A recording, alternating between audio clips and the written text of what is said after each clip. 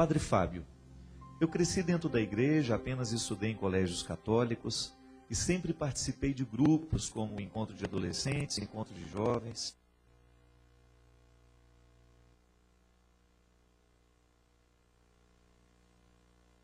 E me afastei um pouco da igreja, mas nunca me afastei de Cristo. Tenho algumas dúvidas sobre o catolicismo e queria que você me respondesse. Hoje vivemos num mundo capitalista que valoriza a riqueza, a beleza e o poder. E este capitalismo está intimamente ligado com os valores protestantes. Vide a ética protestante e o espírito do capitalismo de Max Weber. O catolicismo e seu desenvolvimento está intimamente ligado ao feudalismo, onde seus valores foram muito mais fundamentados, onde a instituição igreja pode se estruturar também para acumular riquezas.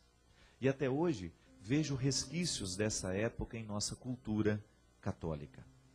Uma vez, padre, ouvi de um outro padre da paróquia onde eu cresci, que a igreja é santa, mas também pecadora. Santa porque tem sua origem em Jesus e Pedro. Pecadora porque é feita por homens e mulheres, como eu e você. Que a igreja erra por ser feita de pessoas filhas de Deus, mas também de santos. Considerando estes pontos acima e a minha experiência dentro da igreja e de vida, me pergunto sobre certos valores que eu cresci ouvindo e que hoje tenho dúvidas. Valores não relativos ao amor, à doação, ao próximo ou a Deus, mas valores relativos ao trabalho, às penitências, às culpas. O catolicismo é muito mais ligado ao humanismo que à racionalidade. Sempre estudei muito e às vezes me pego me punindo por ter estudado bem, por ter um emprego bom, uma família feliz, saudável. Parece que não faz parte da minha cultura. Parece que para eu estar perto de Deus eu devo procurar a pobreza, me penitenciar, abdicar do estudo para viver uma vida apenas espiritual. Parece que estou cometendo um crime quando estou trabalhando e produzindo para a empresa na qual eu trabalho, ou querendo resultados capitalistas. Como disse, acho que isso está muito ligado às minhas raízes católicas. A sociedade nos cobra uma coisa, mas a igreja nos cobra outra. Queria que você desenvolvesse essa relação que vivemos hoje com o mundo capitalista, padre, e sobre isso refletisse. Como ser católico e viver no mundo capitalista e, ao mesmo tempo, administrando valores cristãos que são tão diferentes? Atenciosamente, Andressa. Alguém quer responder aqui? Alguém aqui já viveu isso na carne também, esse conflito? Já? É muito comum isso, né? Quando uma pessoa, sobretudo quando você encontra uma pessoa que fez a experiência de Deus e é uma pessoa de muitos bens. Parece que ela, num primeiro momento, ela até enxerga a riqueza que acumulou, né, como uma contradição aos valores que agora está assumindo, né? Eu achei interessante porque é muito lúcido, né, o discurso da Andressa, e há alguns pontos interessantes, minha filha. Por exemplo, quando você fala que a igreja é divina em Jesus e Pedro, não, ela é divina em Jesus, né, no Cristo, né?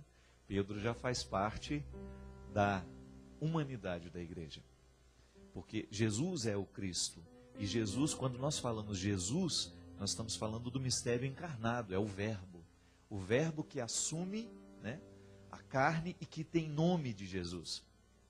Mas nele está a divindade. Pedro é a continuidade histórica do mistério, né, do mistério que o Cristo institucionaliza, né, e que traz para a humanidade. Até eu acho interessante porque eu tinha um professor na teologia, isso parece heresia, mas não é não, já vou me explicar. Ele fala assim: Jesus queria o reino, mas Pedro fez a igreja. Interessante isso, né? O desejo de Jesus era o reino de Deus, mas nós só conseguimos dar a ele a igreja, ainda. Porque a igreja é uma formatação humana, limitada, porque somos humanos, mas estamos a caminho. Por isso que o Concílio Vaticano II fala de maneira tão bonita que o reino de Deus subsiste dentro da igreja. A igreja de Cristo subsiste dentro da igreja católica. Isto é, nós estamos conectados ao princípio do mistério, mas nós não somos a totalidade do mistério revelado. Nós somos a plenitude do mistério revelado. É por isso que nós temos que ter muita tolerância com as outras religiões que são diferentes das nossas. Ela está em conflito porque justamente ela teve um encontro com outras religiões, com outras culturas. E é bonito que a gente também precisa identificar que as outras religiões, as outras culturas, também vivem a sua experiência de Antigo Testamento. Nós também vivemos, antes de chegar a Jesus, a gente passou pela experiência do Antigo Testamento. Então a Igreja de Cristo subsiste na Igreja Católica, tá certo? Então aqui nós temos uma primazia, a primazia de Pedro.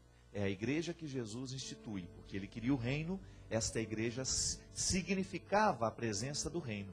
Por isso que hoje, quando nós realizamos a Eucaristia, quando nós atendemos, quando nós ministramos os sacramentos de maneira geral, nós estamos apressando o reino de Deus.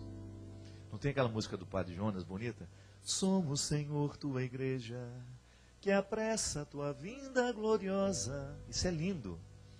A igreja apressa a vinda do reino, porque na verdade o nosso objetivo é o reino de Deus.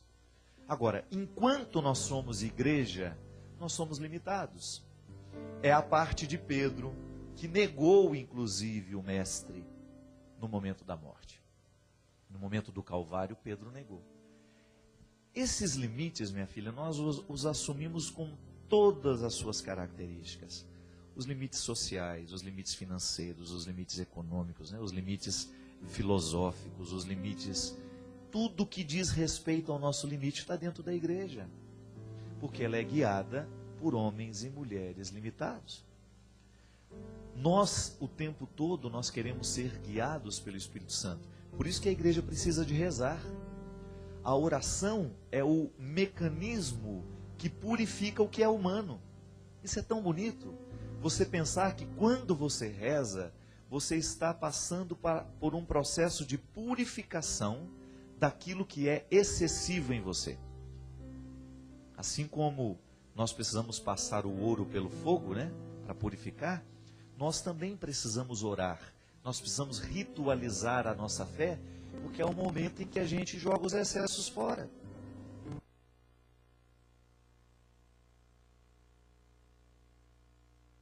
É para a gente tomar contato com a nossa fraqueza e superá-la em Deus. A graça de Deus está agindo o tempo todo, mas onde que ela age? Na natureza humana, que é limitada. Então o processo de Deus em nós é lento. Ele fica mais acelerado à medida em que a gente se converte mais, né? Então quanto mais essa igreja estiver convertida, mais rápida será a ascensão do reino sobre esta igreja. Então é bonito a gente pensar isso. A igreja de Deus a igreja está aqui.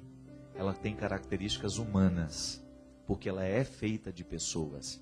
Mas ela é uma instituição divina, isto é, nasceu do coração de Jesus. Mas o que é que Jesus quer que esta igreja chegue a ser? Reino de Deus. Por isso que nós não podemos ficar brigando entre nós. Senão é uma hipocrisia da nossa parte. Se você pega dentro de uma sacristia e se você identifica que na sacristia quem manda é o diabo, o reino está longe. O reino de Deus precisa começar nessa fraternidade que a gente vai que a gente vai alcançando quando a gente tem a oportunidade de conviver, de trabalhar junto.